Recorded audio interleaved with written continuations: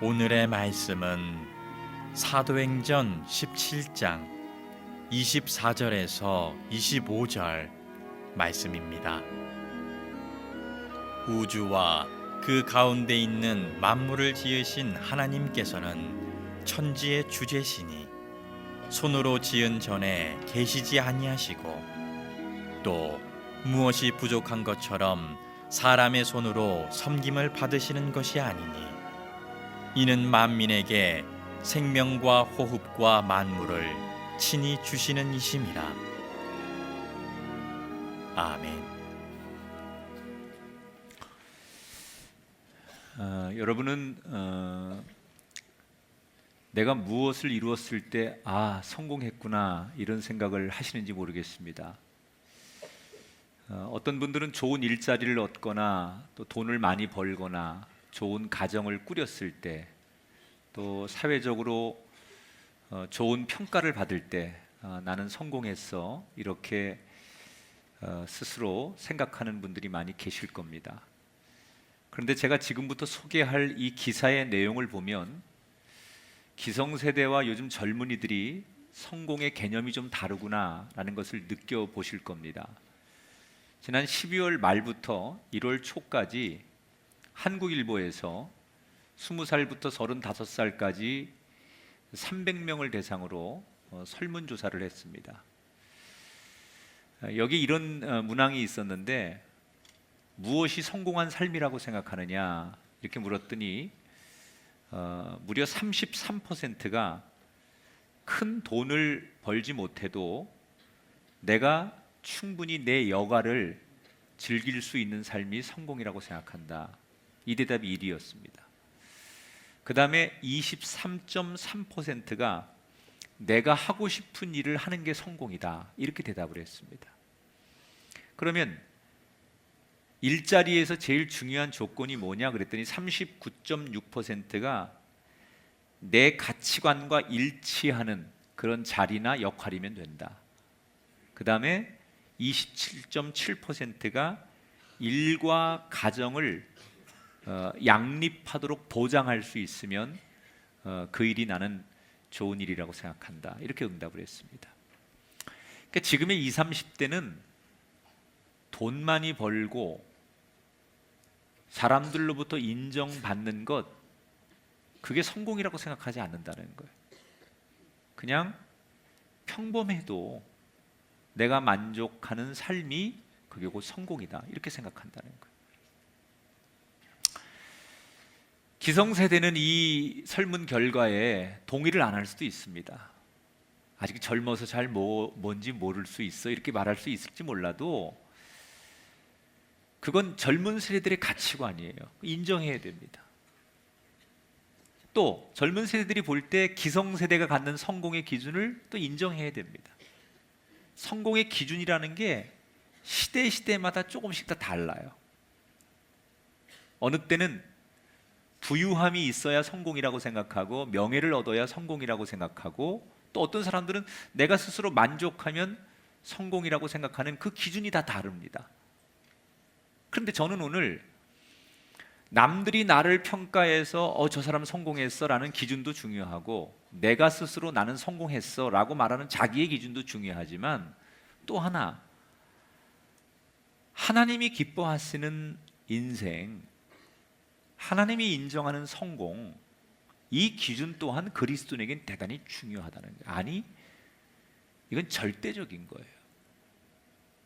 하나님이 정말 기뻐하시는, 하나님이 인정하는 성공은 뭘까? 오늘 사도행전 17장의 말씀을 통해서 우리가 한번 성공의 기준을 다시 써봐야 되지 않을까? 기존에 알고 있는 내가 가지고 있는 상식, 내 가치관, 내가 가지고 있는 성공의 정의가 적어도 오늘 말씀 앞에서 성공의 기준은 그런 거였구나라고 다시 쓰여지는 성공의 기준이 오늘 우리에게 만들어져야 된다. 그런 생각으로 이 말씀을 전해보려고 합니다. 오늘 사도행전 17장의 바울의 이야기를 전할 건데요. 지난 시간에 바울이 베레아라고 하는 곳에서 사역하다가 너무 다급하게 그 지역을 떠날 수밖에 없게 됐죠. 얼마나 다급했든지 동료였던 실라와 디모데를 데려가지 못합니다. 그리고 배를 타고 남쪽으로 급히 혼자 바울이 떠나게 돼요. 그런데 급하게 아테네를 떠났지만 사실 이게 하나님의 작품이지요. 급하게 아테네를 떠나서 바울이 다음으로 갔던 곳이 어디냐? 그렇게 유명한 바로 그리스의 아테네로 가게 됩니다.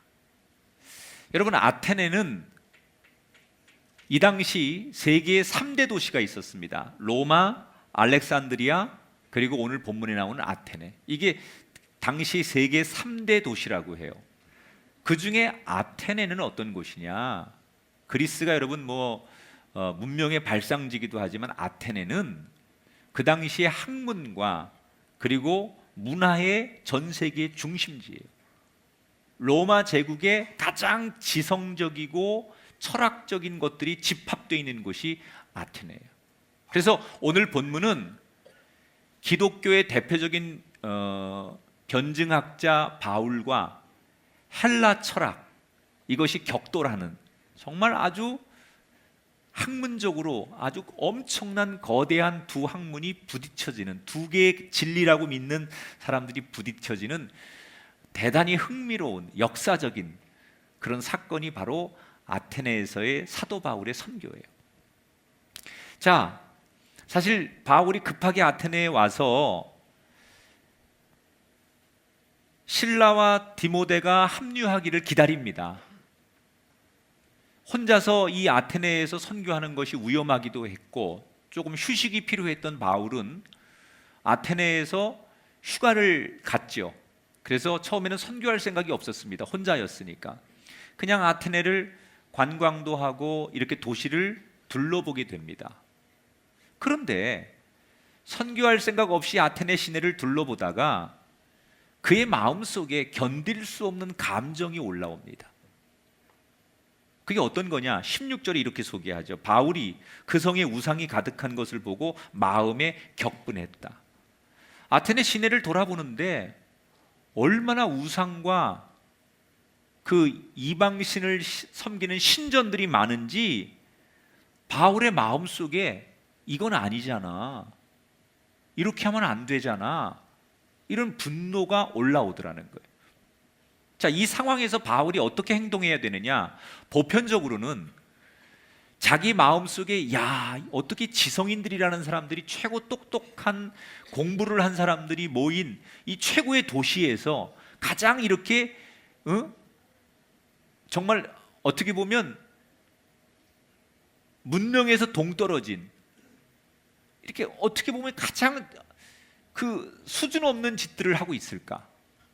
이런 걸 보면서 아닌 줄 알지만 자기들이 종교를 선택한 거고 각자가 자기의 어떤 신념을 가지고 자기가 믿는 신을 선택한 거니까 아닐지라도 너희는 너희고 나만 잘 믿으면 되지, 이런 마음으로 그냥 상대를 보고도 모른 척하는 게 보편적인 상식이에요. 그게 아니라면, 도저히 안 되겠다 그러면 내가 이 사람들에게 나서서 너희들 어떻게 이렇게 무식한 짓 할 수 있어? 배웠다는 사람들이, 소위 이성적이고 철학적인 사람들이 이렇게 어떻게 정말 가장 더티하고 가장 수준 낮은 이런 일들을 해? 그러면서 그들에게 잘못된 것을 지적할 수도 있었어. 그러면 후자의 경우는 많은 비판도 받고 적을 만들 거예요. 자, 여러분이 사도 바울이라면 어떻게 하실 것 같습니까? 이 두 가지 길 중에 그냥 상대들이 그래도 모른 척하고 넘어가든지, 아니면 이건 아니잖아 그리고 따지든지. 바울은 어떻게 했을까요? 여러분이 예상하는 대로예요. 그냥 넘어갈 리가 없어요. 바울이 17절에 회당에서는 유대인과 경건한 사람들과 또 장터에서는 날마다 만나는 사람들과 변론했다 그랬어. 그러니까 사도 바울이 이건 아니잖아, 이런 분노를 감출 수가 없었어요. 그래서 회당에 가서 유대인들에게, 거리에 나가서 그 아테네 시민들에게, 또는 광장에 나가서 철학자들과 토론하고 변론하면서 진리를 전하기 시작했어요. 그러면 그럴수록 사람들은 낯선 도시에서 온 바울이 자기들이 가지고 있는 고귀한 학문과 이 사람들이 가지고 있는 철학을 우습게 보는 사도 바울을 경계하기 시작하죠. 그리고 집단으로 반발하기 시작하는 거예요. 여러분, 지식인들은 자기가 가지고 있는 철학이나 신념이나 자기가 공부한 걸 누가 와서 잘못됐다고 얘기하면 못 견뎌 합니다. 소위 지성인들이 갖는 약점 중에 하나, 자기의 범주를 누가 침해하면 그걸 못 견뎌 하죠. 이 사람들은 최고의 철학자들이고 최고의 학문을 공부한 사람들이고 최고 똑똑한 사람들인데, 아니 사도 바울이 와가지고 너희들이 가지고 있는 거 그거 다 쓰레기야. 어떻게 이렇게 무식할 수 있어? 그러니까 집단으로 이 사도 바울을 사람들이 밀어내는 거예요. 그리고 결국은 그 여론을 모아가지고 사도 바울을 나중에 청문회에 세우게 됩니다. 여러분, 사도 바울이 아까 말씀드린 대로 처음에는 아테네에서 이렇게 본격적으로 선교할 생각이 없었어요. 신라와 디모데가 오면 그때서 전략적으로 선교를 하려고 하다가 왜 갑자기 혼자 그 엄청난 철학가들, 그 이성가들, 그 똑똑한 사람들하고 부딪혀서 손해보는 일을 했을까요? 바울이 몰라서 그런 게 아니에요. 내가 이렇게 얘기하고 이 사람들에게 학문적으로 토론하고 잘못된 걸 지적하면 미움을 받게 되고 위험한 일을 만날 것을 사도 바울은 알고 있었어요. 그런데도 그렇게 했어요. 왠 줄 아십니까? 왜 이렇게 어려운 길을 사도 바울이 스스로 선택했느냐? 그 이유는 하나예요. 이 진리를 버릴 수가 없었다는 거예요. 예수님이 길이고 예수님이 진리인데 이 진리를 외면할 수가 없는 거예요. 여러분, 저는 지금 이 대목에서 사도 바울을 이렇게 부르고 싶어요. 한번 따라합시다. 거룩한 분노를 가진 사람. 지금 바울은 마음속에 거룩한 분노를 감출 수가 없는 거예요. 사람들이 자기를 조롱하고 비난하고 어떤 손해가 와도 이 내 마음속에 끓어오르는 거룩한 분노로 인해서 사람들에게 왕따를 당하고 어려움을 당해도 이걸 잠재울 수가 없는 거예요. 그런데 아이러니하게도 바울이 하나님 앞에 진짜로 성공한 사람으로 인정받는 대목이 이것 때문이에요. 사람들에게는 멸시를 받고 이것 때문에 어려움을 당하지만 하나님 보실 때는 이 거룩한 분노를 가지고 살아가는 바울을 하나님은 너야말로 진짜 성공한 인생이라고 하나님께서 축복하실 수밖에 없는 근거가 됐다는 거예요. 여러분, 거룩한 분노라는 게 뭐냐? 이런 겁니다. 우리 가족 중에 또는 내 주변의 이웃과 동료 가운데 예수님을 외면하거나 예수님을 믿지 않는 가족과 이웃들이 있어요. 그 사람들을 보면서 너는 네 자유니까 네가 알아서 선택해, 아무렇지도 않은 그런 마음을 갖는 게 아니라 그 사람들을 보면서 안타까운 거예요. 내 가족 중에 또는 내가 알고 있는 사랑하는 이웃들 가운데 예수님을 모르고 정말 엉뚱한 종교나 엉뚱한 것 앞에 가서 자신의 신념과 자신의 가치를 드러내는 사람들을 보면서 안타까워하는 마음, 이게 거룩한 분노라는 거예요. 근데 현대인들이 이 거룩한 분노를 갖는 게 참 어렵습니다. 왜냐하면 우리가 살아가는 이 시대에는 개인의 인권 이런 걸 너무너무 존중하는 시대가 됐어요. 그래서 사람들이 우리가 가지고 있는 진리에 대해서 이야기를 하면 시대에 맞지 않는다, 너무 자기 아집에 사는 사람이다, 무슨 꼰대처럼 사느냐, 그러면서 집중적으로 비난을 합니다. 그래서 사람들은 내가 가지고 있는 신념과 진리가 이게 맞다고 생각해도 그냥 타인들에게 내 진리를 전하지 않으려고 해요. 쉽게 얘기하면 우리는 사람을 좋게 할 것이냐 아니면 하나님을 좋게 할 것이냐, 당장의 사람들에게 좋은 평가를 받을 것이냐 아니면 하나님 나라에서 영원한 좋은 평가를 받을 것이냐, 이 갈림길에서 사람들은 쉬운 길을 선택한다는 거예요. 여러분, 세상이 아무리 변해도 남들이 아무리 아니라고 해도 옳은 것은 옳은 거예요. 태양을 태양이 아니라고 하면 여러분 말이 됩니까? 사람이 가지고 있는 본질적인 정의가 있고 가치가 있는데 그걸 아니라고 한들, 그걸 여러분 그냥 그게 휩쓸려서 여론이 그러니까 그거 아니야 라고 말하는 게 정말 맞는 겁니까? 진리는 불변하는 거예요. 옳은 것은 옳다, 아닌 것은 아니다 말하는 것, 이게 거룩한 분노라는 거예요. 근데 하나님은 그런 마음으로 살아가는 사람을 높여주시고 그 인생을 귀하게 여기시고 그 인생을 쓰신다는 거예요. 사랑하는 여러분, 바울처럼 거룩한 분노를 품으십시오. 적어도 예수 믿지 않는 사람들에게 예수님 아니면, 이것이 아니면 구원받을 수 없고 이것이 아니면 영원히 살 수 없는 이 진리를 여러분 절대로 포기하지 않는 바울과 같은 믿음의 사람이 되시기를 주의 이름으로 축원합니다. 자, 이렇게 아테네 시민들의 요구로 바울이 청문회장에 서게 되지요.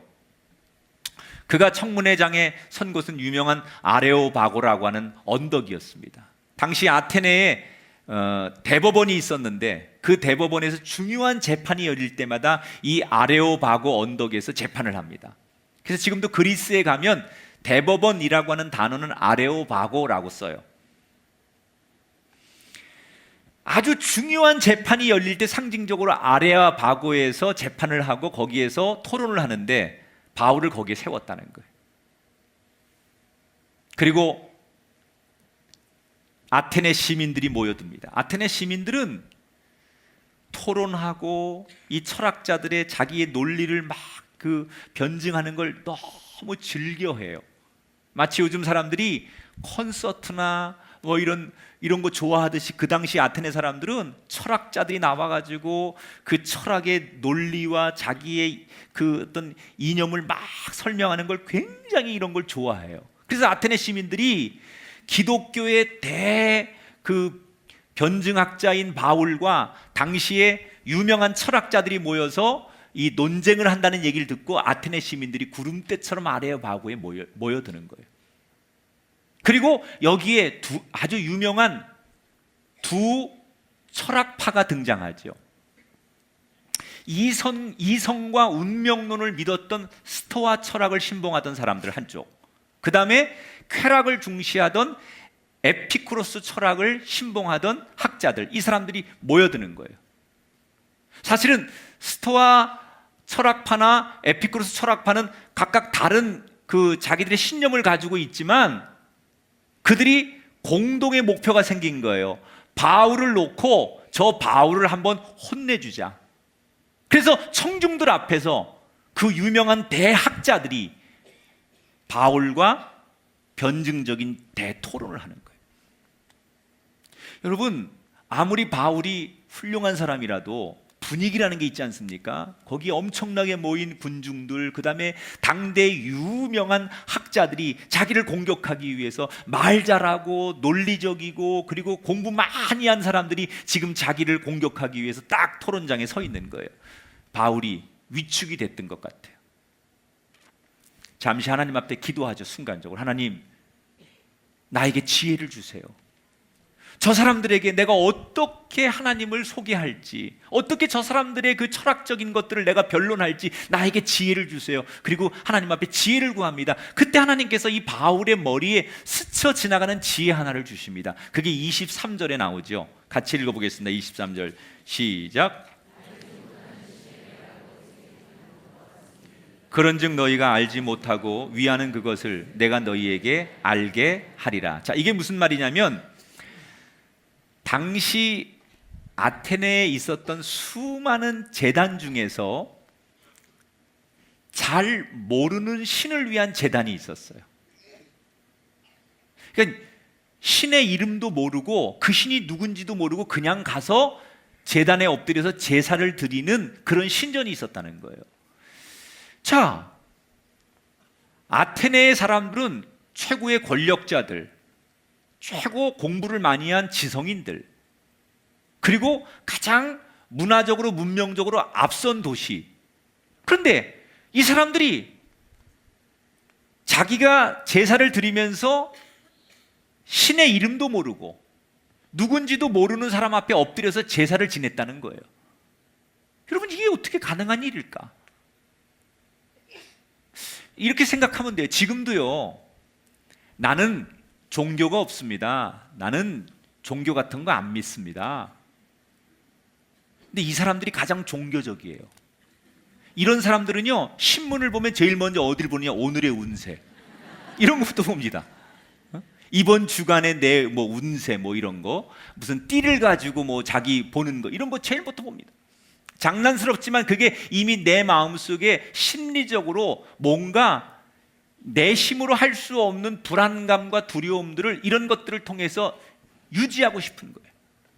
그래서 여러분, 가끔 우리가 농담 삼아 종교가 없는 사람들은 아주 다급한 일을 만나면 자기가 알고 있는 신을 다 부릅니다. 아이고 하나님, 부처님, 알라신이요, 뭐 이렇게 다 불러요. 다 불러. 왜냐? 하나의 신만 부르면 괜히 능력이 적게 임할 것 같아서 불안하니까 여러 신을 다 불러가지고 그 신의 장점들의 능력이 다 나에게 왔으면 좋겠다, 이런 심리에서, 농담인 것 같지만 그게 진심으로 여러 신을 다 부르는 거예요. 그러니까 어떨 때는 교회도 갔다가, 어느 땐 절에도 갔다가, 어느 땐 뭐 무당 앞에 가서 무슨 부적도 사고, 이거 다 하는 거예요. 그건 뭘 말하는 거냐? 인간의 마음속에 그만큼 자기 만족이 없고 두려움과 불안이 있다는 거예요. 그래서 여기 가서는 이 사람 앞에, 이 존재 앞에 신에게 빌고, 여기 가서는 이 신의 존재 앞에 빌면서 자기의 그 순간순간의 두려움과 불안을 이겨보고 싶다. 나는 아무 종교도 안 믿어요 라고 말하는 건 진짜 아무 종교를 안 믿는 게 아니라 되는 대로 그때그때마다 믿고 싶은 게 그 사람들의 심리라는 거예요. 지금 아테네에 가장 돈 많은 부자들, 가장 권력자들, 그리고 소위 똑똑하다는 철학자들도 자기들의 인생의 불안과 두려움을 해결하지 못하니까 뭘 해요? 이름도 모르는 신에게 맹목적으로 제사를 지내고 있다는 거예요. 이걸 사도 바울이 알았어요. 그걸 지혜를 주시는 거예요. 그래서 사도 바울이 그 아레오바고에 모여있는 아테네 시민들과 철학자들 앞에서 이렇게 연설을 해요. 여기 계신 여러분, 여러분들이 얼마나 불안해하고 얼마나 두려워하는지 나는 압니다. 여러분, 겉으로는 최고의 지성인인 척하시고 부유한 사람인 척하시고 최고의 권력자로 살지만 여러분의 그 마음속에 얼마나 두렵고 불안한가에 대한 여러분들의 마음이 고스란히 드러나고 있습니다. 그게 뭐냐? 어떻게 누군지 알지도 못하는 신에게 제사합니까? 그게 바로 여러분 안에 두려움이 가득하다는 증거입니다. 어떻게, 여러분 생각해 보십시오. 알지도 못하는 신에게 제사만 드린다고 다 되겠습니까?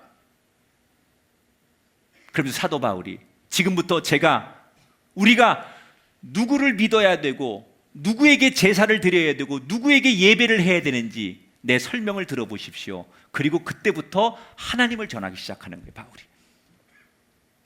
바울이 전한 설교엔 이런 얘기가 있었어요. 여러분, 이 세상은 우연히 만들어지지 않았습니다. 천지 만물을 창조하신 하나님이 이 세상을 만드셨습니다. 그리고 그분은 지금도 이 온 우주를 다스리고 계십니다. 하나님은 늘 우리 인간들과 함께 하시는데 때때로 자신의 모습을 여러 모습으로 나타내 주셨는데 그 하나님이 부활하신 예수님을 통해서 우리에게 구원의 길을 보여주셨습니다. 그러므로 여러분들이 불안하시고 두렵다면 이제는 다른 이름도 모르는 신에게 절하고 예배하지 말고 맹목적으로 그냥 가서 빌지 말고 하나님을 제대로 알고 하나님께 나와 예배하고 하나님을 믿는 하나님의 백성이 되셔서 구원 받으십시오. 엄청난 그 쟁쟁한 철학자들 앞에서, 그 수많은 똑똑한 군중들 앞에서 사도 바울이 지금 제가 했던 이런 연설을 하는 거예요. 여러분, 이 사도 바울이 전한 아레오바고의 이 설교 연설의 핵심은 뭐냐? 제대로 알고 믿으라는 거예요. 뭐가 성공이냐? 제대로 알아야 성공이에요. 그냥 나는 오늘도 제사만 지내고 내가 제사 지냈으니까 나는 만족해, 이게 아니라는 거예요. 내가 오늘 예배하는데 나는 오늘도 예배를 드렸으니까 난 다 했어, 그게 아니라는 거예요. 내가 누구에게 예배하고 무엇 때문에 예배하는지 분명하게 알고 예배해야 그게 참다운 예배라는 거예요. 지금 아테네 사람들은 바울과 다른 게 뭐냐? 바울은 안식일이 되면 하나님께 예배하고 하나님께 기도하고 하나님이 어떤 분인지 지금 설교한 대로 너무 잘 알고 있는 거예요. 그래서 아주 타겟이 분명해요. 하나님께 예배하는 거고 하나님 앞에 이렇게 우리가 엎드려야 되고 하나님은 어떤 분인지 바울은 너무 정확해요. 그런데 아테네 사람들은 어떻습니까? 자기들이 제사를 드리는 대상이 누군지 몰라요. 그냥 맹목적으로 제사하는 거예요. 이거는 신에게 위로를 받는 게 아니라 내가 스스로 위안을 삼는 거예요. 여러분, 종교가 두 개인데 진짜 신에게 내가 위로를 받는 종교, 그 다음에 내가 스스로 나를 위로하고 위안을 받는 종교. 아테네 사람들은 누군지도 모르는 신에게 가서 엎드리면서 그냥 스스로 위안을 받는 거예요. 내가 오늘도 제사를 지냈으니까 평안해, 뭐 그냥 찝찝하지 않아, 뭐 이렇게 내가 위안을 받는 거라면, 여러분, 바울의 제사는 뭐예요? 하나님, 그분이 주시는 은혜, 그분이 주시는 평안. 여러분은 지금 바울의 길을 가고 계십니까? 아테네의 길을 가고 계십니까? 오늘 이곳에 많은 사람들이 지금 예배하고 있지만 저는 교인들을 보면서 다 진짜 바울과 같으면 얼마나 좋을까, 우리 교회 모이는 사람들. 그런데 그렇지 않아요. 어떤 분들은 예배 와서도 말씀을 메모하고 이 말씀을 다시 묵상하고 돌아가서 하나님이 주신 이 말씀에 대해서 깊이 생각하고, 그리고 예배 오기 전에도 내가 하나님께 나가는 거지, 오늘 하나님께 예배하는 거지, 그런 마음으로 미리 준비돼서 오시는 분하고요. 반면에 어떤 분들은요, 여기 예배당에 나와 앉아 있지만 그냥 집에 있자니 불안한 거야. 오늘 주일인데 나만 집에 있자니 불안한 거야. 그래서 교회를 와, 불안하니까 오는 거예요. 그냥 왠지 뭐 이렇게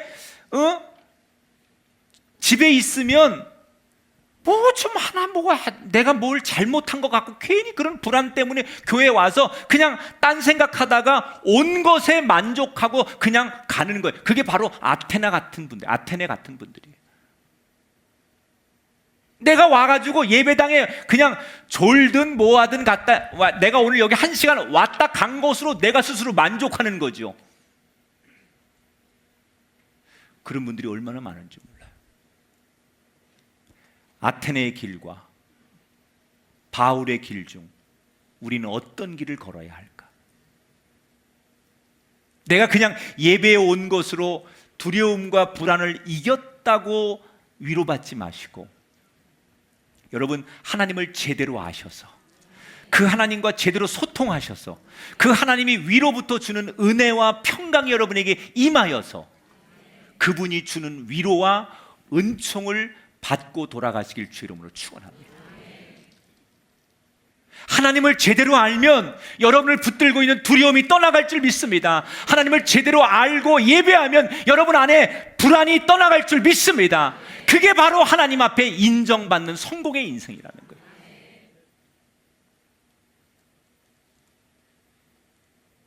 하나님을 모르면서 그냥 막연하게 앉아있는 예배자가 아닌, 내가 믿는 하나님, 진리의 하나님, 살아계신 하나님, 모든 이름 위에 가장 뛰어나신 하나님, 그 하나님을 바로 알고 고백하는 우리가 되기를 주 이름으로 축원합니다. 아마 이 바울의 설교 가운데 가장 학문적으로 그리고 변증법적으로 탁월한 설교 하나를 꼽으라고 하면 이 아레오바고에서의 설교였을 것이다. 담대하고 굉장히 논리성을 갖는 그런 설교를 바울이 아테네 시민들에게 전합니다. 그런데 이 설교를 들은 사람들이 감동을 안 받습니다. 바울이 이렇게 설교를 잘하고 논리적으로 반박을 하고 그들에게 정말 기가 막히게 하나님에 대해서 전했는데 이걸 받아들이는 이 아테네 시민들의 태도를 보세요. 32절을 보겠습니다. 그들이 죽은 자의 부활을 듣고 어떤 사람은 조롱도 하고 어떤 사람 일부는 이 일에 대하여 네 말을 다시 듣겠다 하는 사람도 있더라. 자, 다른 지역과는 달리 아테네 사람들은 복음의 열매가 별로 없었다는 거예요.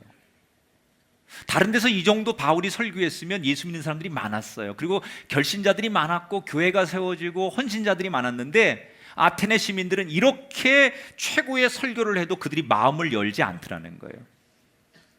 왜 그랬을까요? 두 가지 이유가 있다고 생각해요. 하나는 이 지성인들의 문제가 바로 이런 거예요. 학문을 공부하는 지성인들은 어떤 약점이 있냐면 자기가 아는 거는 최고로 많이 압니다. 깊이도 알고 많이 공부하지요. 책도 많이 읽고 그 전공이 있으면 그거를 자기의 분야에서는 최고입니다. 그런데 자기가 공부하고 자기가 읽고 경험한 것이 아닌 걸로 들어가면 안 받아들여요. 원래 학문의 토론이라는 게 뭐냐면 어떤 하나의 진리를 놓고 막 그 자기가 공부하고 아는 걸로 막 이렇게 서로 반박하고 자기 이야기를 설득해 갑니다. 그리고 마지막에는 자기가 아는 걸로 상대를 완전히 설득해 내는 게 학문적 토론이에요. 근데 이 지성인들이 자기가 철학적으로 이성적으로 공부한 것 속에는 죽은 사람이 부활했다는 이 진리가 없어요. 처음 들어보는 진리예요. 그 당대의 최고의 권력가들이나 당대의 최고의 철학가들이 자기가 배우고 자기가 평생 들었던 얘기 가운데 진리 가운데 이런 진리는 처음이에요.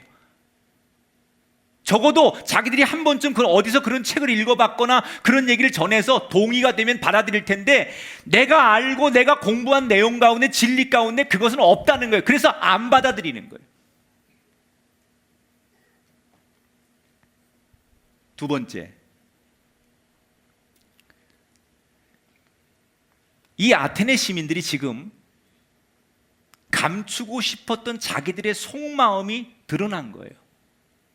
앞에서 본 것처럼 바울이 지적한 것처럼 지금 그들은 최고의 권력가고 또 뭐 이 사람들이 최고의 지성인들이고 그렇지만 그 마음 속에는 자기들만 아는 불안과 두려움이 있었어요. 그래서 알지 못하는 신에게 그런 신에게까지라도 제단을 만들어서 예배하지 않으면 견디지 못하는 불안과 두려움이 있었어요. 그런데 바울이 어느 날 이런 그들의 속마음을 확 드러낸 거예요.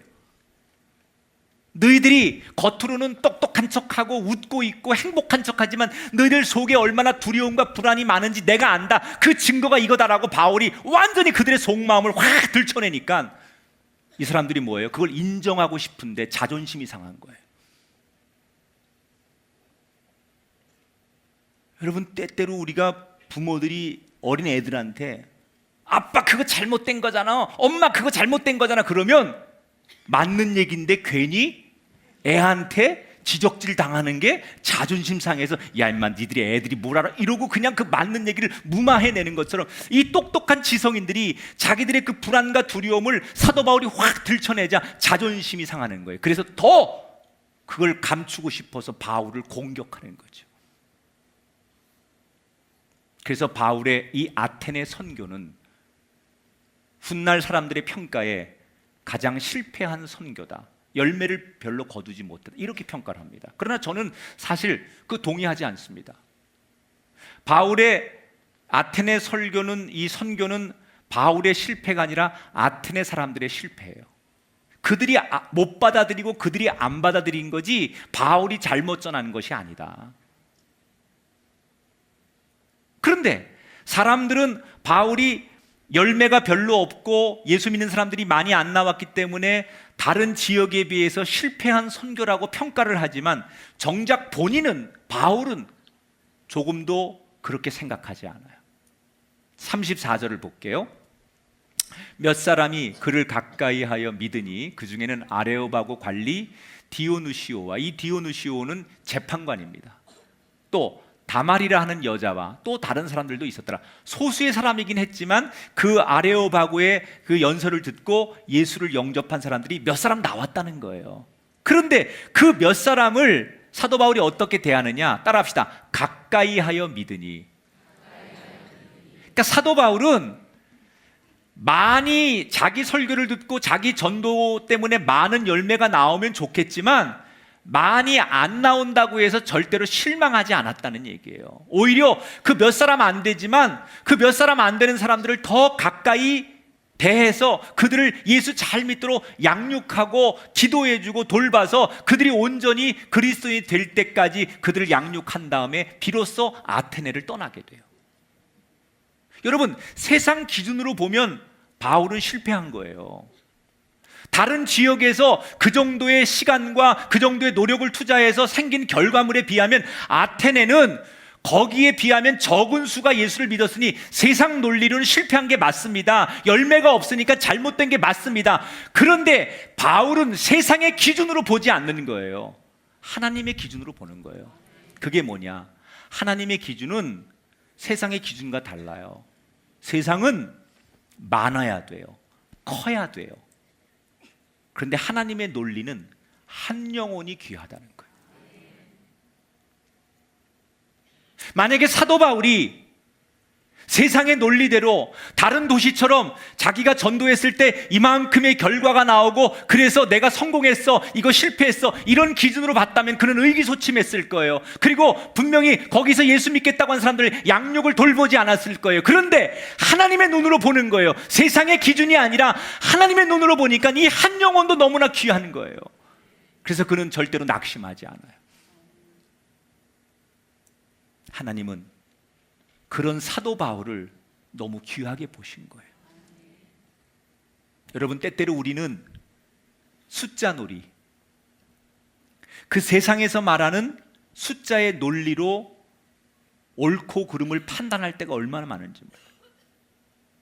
우리는 보통 좋은 교회 그러면 사람이 많이 모이고 건물이 크고 또 어떤 세상적인 조건이 갖춰진 교회를 좋은 교회라고 말합니다.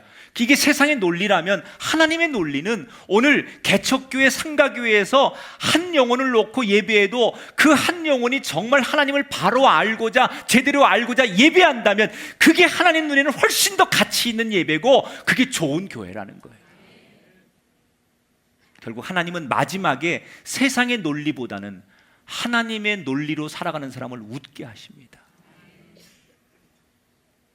여러분, 우리는 세상의 논리로부터 벗어나야 돼요. 바울은 세상의 논리를 붙들고 산 사람이 아니에요. 하나님의 논리로 끝까지 한 영혼을 바라봤어요. 그랬더니 하나님께서 이 사도 바울의 인생을 마지막에 웃는 인생으로 인정하셨어요. 여러분이 생각하신 성공의 기준은 뭡니까? 타인이 여러분을 향해서 당신 성공했어, 당신 실패했어, 이런 데 민감하시진 않습니까? 오늘 우리는 성공의 기준을 다시 써야 합니다. 사람들이 말하는 그 인정, 아니 내 자신이 만족, 이런 기준 말고 하나님께서 너 참 잘했다, 너 참 착하고 충성된 종이다, 이렇게 인정해주는 하나님이 말하는 성공의 기준, 이것이 우리 안에 신념이 돼야 하고 가치가 되어야 됩니다. 진리는 하나입니다. 세상에 태양이 둘일 수는 없지 않습니까? 태양은 하나여야 합니다. 빛은 하나여야 합니다. 진리는 예수님밖에 없습니다. 예수가 길이고 예수님이 진리이고 예수님이 생명이십니다. 거룩한 분노. 예수 아닌 걸 가지고 진리라고 말하는 사람들에게 그건 아니잖아 라고 말할 수 있는 거룩한 분노.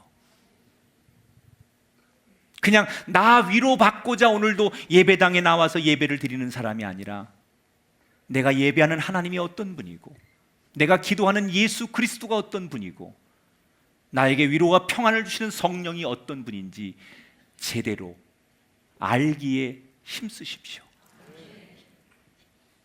세상의 기준이 아닌 하나님의 기준으로, 세상의 가치가 아닌 하나님의 가치로, 그 한 영혼이 너무 귀해서 실망하지 않았던 사도 바울의 그 모습처럼 그 마음을 품고 살아가는 여러분, 반드시 그게 성공입니다. 하나님은 그 사람을 높이 세우십니다. 하나님은 그 사람과 일하십니다. 하나님의 눈으로 볼 때 진짜 성공한 한 분 한 분들, 우리의 기준과 가치가 바뀌어지는 거룩한 날 되시기를 주님의 이름으로 축복합니다.